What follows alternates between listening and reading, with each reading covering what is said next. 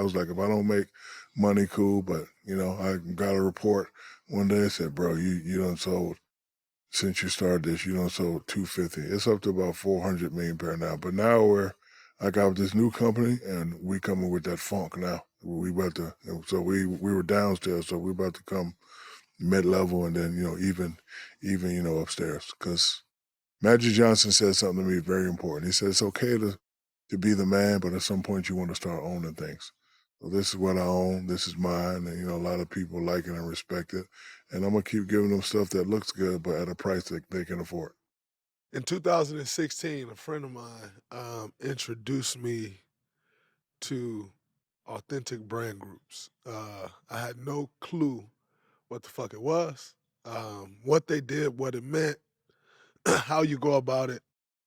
As I've gained more business knowledge and contacts, I've learned more about what it is. And when I was introduced to Authentic Brands Group, I was actually introduced to it by this is who Shaq just partnered with. And I thought it was a very interesting lesson for me because it was this is who Shaq just partnered with, not this is who Shaq just sold his company to. Can you walk me through that process of you partner with authentic brand groups, but necessarily didn't take all cash or something? Yeah, so ever since a youngster, jealousy motivates me. Jealous of Steph Curry. I wish I could fucking shoot like that. I'm jealous of Clay. I wish my jump shot was that motherfucking pretty. I'm jealous of Brown. He's almost a billionaire. I'm not. Instead of taking that jealousy and turning into hate, it turns into motivation. So I'm walking down Hollywood Boulevard and I'm like, how the fuck does Elvis, who's been dead for 60 years, still make money?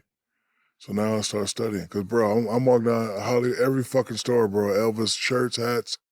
And this was towards the end of Shaq. And you know how it is towards the end, and motherfuckers act like they forget who you are. And Absolutely. I'm like, you know what, fuck that. I want to live forever. So I'm seeing all this Elvis and Marilyn Monroe shit. So I did my research and I met with two companies and I was like, hey, I wanna, this is who I am and this is what I built. Me, Mike and Perry and then Colin and Leonard Armalo, this is what we built. Would you be interested in, doing a partnership with it? And the first company's like, yeah, we want to buy it, we want to own it. I was like, how much you talking? Nope. And then, I met with, Authentic Brands. They said, hey, yeah, we want to buy, I want to be your partners. I said, well, can I invest in your company?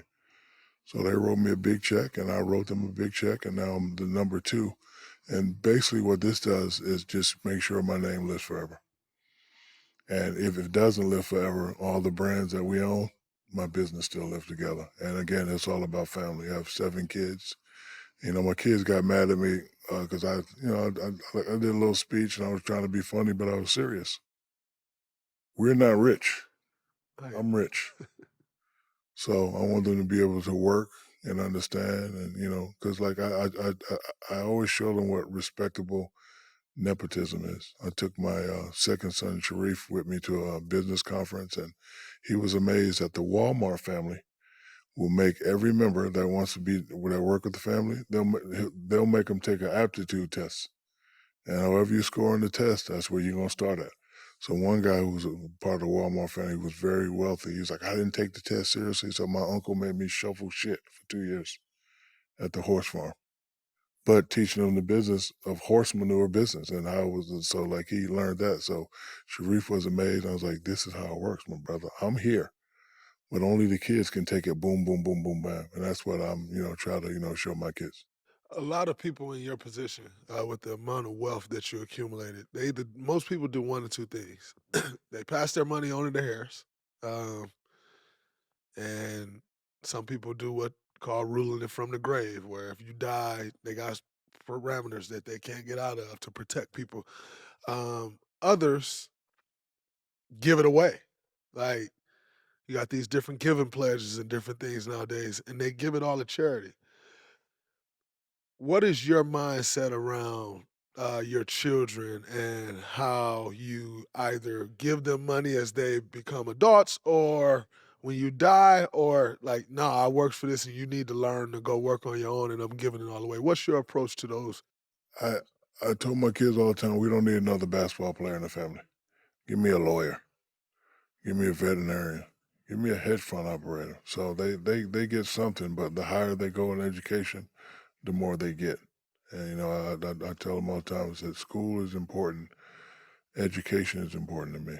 I wasn't the smartest guy in the book, but, I took things that were very hard and broke it down to its simplest form. Like, when I was learning business in school, I really didn't understand it until I got with a businessman and he showed me what a joint venture was. He showed me what a, subchapter S corporation is. So I was like, oh, this is what it means to get education. So I just tell them, hey, whatever it is you want to do, let me know.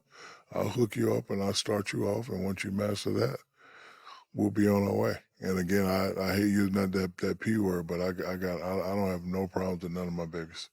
None at all. Man, that's incredible. Getting into the basketball, you had the opportunity to play with, and in a major way, D Wade, Kobe, and Penny. You played with Bron.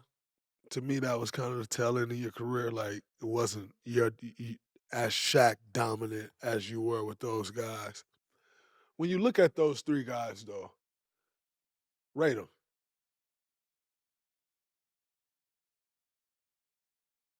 It's tough to rate them because we speak a language, right? And if I say in our language, but it gets out, not saying that your show would do that, but even if you put out a clip, the ones that don't comprehend our language will try to make it look like I'm rating them. But I'm gonna rate them because you're a good friend of mine and you asked me to do it. Kobe, number one. He had the master killer mentality. And I like to say I helped him get that. Because when he first came in, I put the Donovan test on. Motherfucker, you ain't shit. No, don't shoot. Fuck that. And it would drive him crazy. You talk about the 6 hours a day in the gym. Yeah, he did that just so he could shut me the fuck up. And I loved it because I already knew what I was going to do. I already knew I was going to give you 28, 10 in the playoffs, 35, whatever. But I needed another guy. And I always used to piss him off. Rah, rah, rah, rah. You know this very well. I don't know how your team was, but you know for a fact you don't have to be like this to win a championship. You do not. On the court, you have to be like this, Absolutely. but attitudes and you don't have to be like that. So, we used to always go at it, and it was, I don't want to say my fault, but I knew what the fuck I was doing because when he came in, he showed me that he wanted to be a dog. He was that puppy that was nibbling on a chair, and I was like, okay, watch this. Motherfucker, you ain't, nah, fuck, don't shoot. Shoot it again, motherfucker. So like it just used to piss him off. And then by the time he got into himself, and I kind of had to make a decision, like, Phil was like, listen, let him do what he do in the fourth quarter.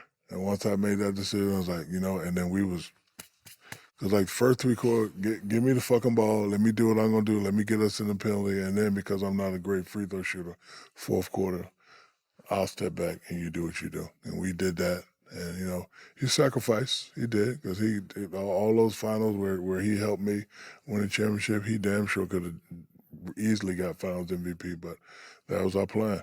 Big dog, you eat for the first three, and the fourth, I take over. And my favorite game in Indiana was our first championship where I fouled out, and I looked at him was like, because if we lose, it's all my fucking fault. Shaq, you motherfucker, you want to be a rapper, you doing movies, and you ain't concentrating on your free throws. I don't know what my percentage was, but it wasn't black Steph Curry like. So I already know if we fucking lose this series, it's going to be my fault. I'm looking at Kobe, motherfucker, do me like that. I'm like, and that motherfucker, he had an incredible 4 or 5, and then I knew then we was gonna win our first championship. So him for that. Penny, ultimate team player. That motherfucker. And I don't know if you know the story, but second movie, Blue Chips. So, it was already a problem for me to go fucking shoot movies. You're not gonna be able to work out. So it was in my contract. I gotta work out from 8 to 12. So they built a little fucking gym and I got all the NBA players to run down. And this motherfucker is diming me up like crazy.